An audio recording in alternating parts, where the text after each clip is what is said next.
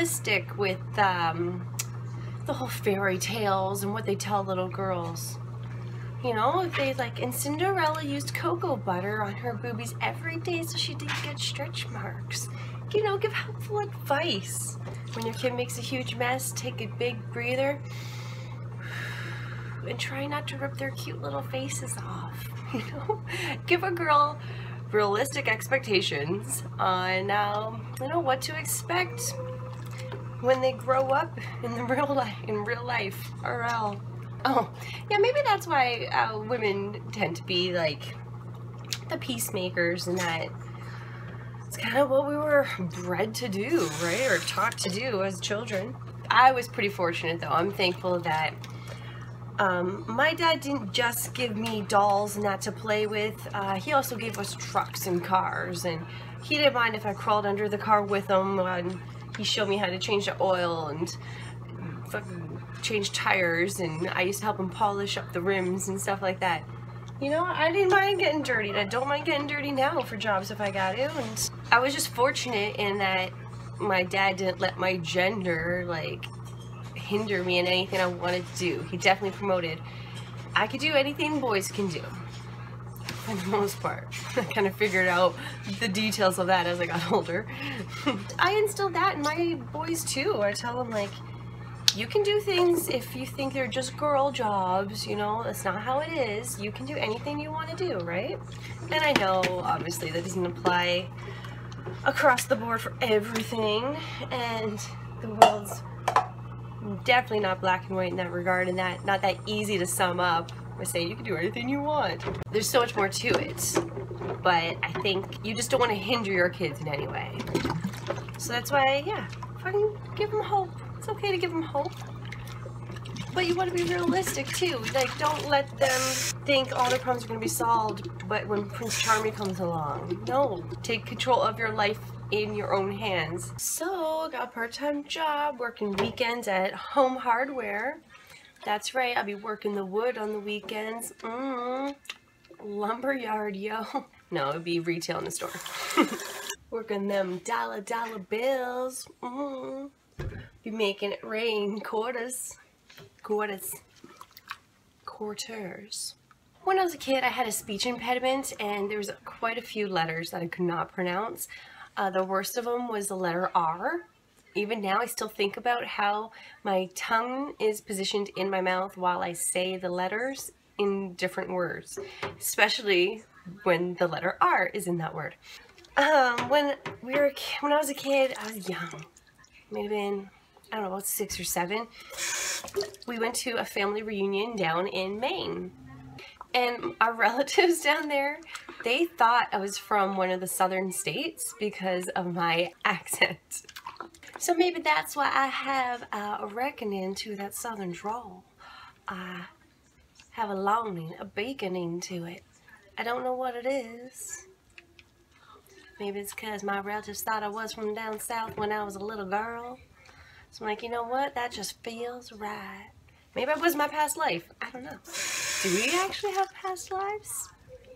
Why not? Why the fuck not? Blasphemy! How dare you think such treachery?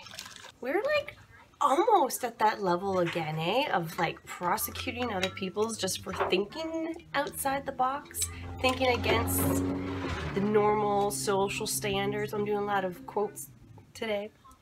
Man, especially if you're going against something that's a hot topic right now. Like any sort of social justice. SJWs, we bouncing out of the bushes like fucking ninjas, eh? But if you say anything that's not politically correct, it's crazy how touchy people are on that shit, eh? And it's very, like, if you don't agree with the masses, they fucking lynch ya. So there's something I've been thinking about for a while and I've been hesitant on saying, and in the spirit of what I just said against the lynch mob, let's just fucking give her, eh? Let's throw her out there. Louis C.K. Oh god. One of my favorite all-time comedians. My heart was broken when he was Me Too'd. And even still now to this day, I'm on the fence on how I feel about it. Of course, I don't want anyone to be victimized and harmed. That's the issue right there. Nobody wants somebody to be a victim. But I want to know exactly what happened. Okay, because number one, some guy asks, if he asks to jerk off in front of these women, and they say yeah, then fucking all's fair, right? He asked, they said yes, it's happening. He's probably like, hey, can we, like, you know, masturbate with each other across the room or whatever? Okay. It'd be different if he, like, fucking locked him in the room and was like, okay, this is happening. Or, and he, like, wouldn't let them leave or something. Or was, like, super creepy and pushy in that sort of a way. Yeah, that's fucked up. That's pretty fucked up. But if it's just, like, if you just, I don't know. It was probably more so, like, he was trying to read the room, probably read it wrong, and just probably whipped out and started beating off, and was like, you want some? Here it is if you want some.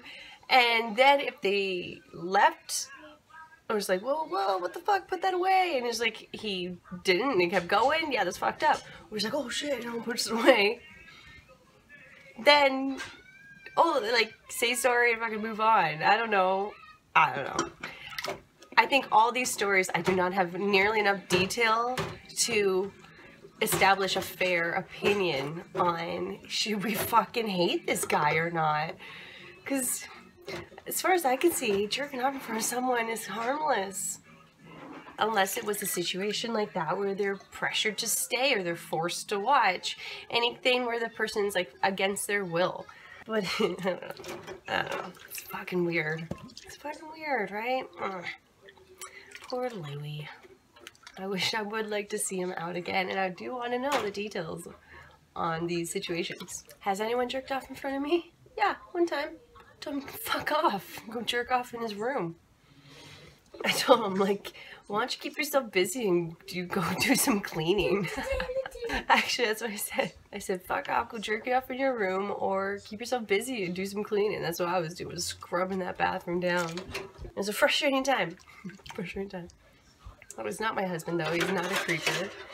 But you know what? I've had a boyfriend in the past who claimed that I raped him. Yep. It was pretty fucked up. And you know what? Nearly every other guy who I tell that to is like, laughs at that. I'm like, what? You raped him? How did that happen? Well, we were in his bedroom, we were making out, he stripped me down, and he was stripped down to his boxers, and then he put his dick through the hole in his boxers, like the pistol, I guess, is what you call the pocket, and the fleshy pocket, and anyway, he pulled it out, and he was laying on his back, it was out, so I hopped on. Later, he didn't say anything then, nothing then, he fucking Me-Too'd me after the fact. We were getting in a fight over something stupid. I don't know, he loved to fight. He would fucking pick and choose what he wanted to fight about with that day. Anyway, he brought that up. He's like, you practically raped me. I was like, what? What are you talking about? And then he told me about that time. I'm like, wow. So fucked up. And so I almost started laughing at it in his face right there when he said that to me. But I didn't, because again, I wanted to keep the peace. This fucking Girl Guide here. I was never in a Girl Guide or Girl Scouts or Brownie or none of that. I went to a meeting once with a friend, and then they split us up so we could meet other people. Well, the other chicks were all bitches, so no, I didn't join. Thanks anyway. Which sucks, because that would have been really cool skills to have. To learn from that type of thing, right? The whole Boy Scouts and all that. Yeah. Good skills to learn. I just realized I said Boy Scouts of America. We're in Canada. Just to show how much we take in of American culture. Boy Scouts of Canada. Canada. I think he means the village. No, he means that's the name of this country. It's Canada. Canada. No, I think he means the village. That was our national heritage commercials. They had them a lot when we were growing up back in the 90s. And oh my god, we definitely made fun of those growing up. I think I smelled burnt toast. I don't know why they all have this accent. Is that the way they think as we little Canadians speak? That was a bit of my Irish coming out. It was me Irish little leprechaun who doesn't side me pussy. Oh, Thomas O'Malley he is. Troll pussies. Oh my god. Clerks 2, when I first saw that scene of Elias talking about his girlfriend's troll pussy, I died. It was so funny. And just the look on Randall's face, he's like, I'm talking to his future serial killer right now. Oh my god. Well, here's a secret. Us Irish girls, we don't have troll pussies, we have leprechauns. Ooh, fella the rainbow. I'd like to.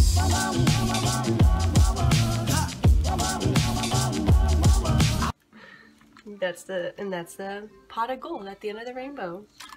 The pussy. Making KD for the kids. They're not a paid sponsor of the show, but if you want to be, hit me up. I'm a hardworking Canadian mom, and I feed my kids Kraft Dinner. Who else thinks of classic Kids in the Hall skit?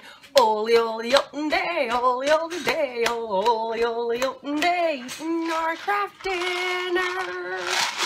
Think of that every time I eat that shit. I'm gonna get so much hate mail. Why you feed your kids that garbage? That's not healthy. That's almost like child abuse, feeding them that shit. You know what? It's easy, they like it, and it's cheap. And you know what? Maybe I just said the 3 issues with our society. Problems that we have. We want everything to be easy and cheap. And what's the third thing I said? Quick? Yeah. Quick. I want it now. Put my foot down. Like Veruca Salt. Geeses. Gooses. I want it all. Remember that band from the 90s, Veruca Salt? The fucking chick rock band? Well, Skankfest came and gone. That's one bill I am determined to get myself on one day. I guess I need to actually practice going out and doing stand-up again. I will. Wait till these little farts get a bit older.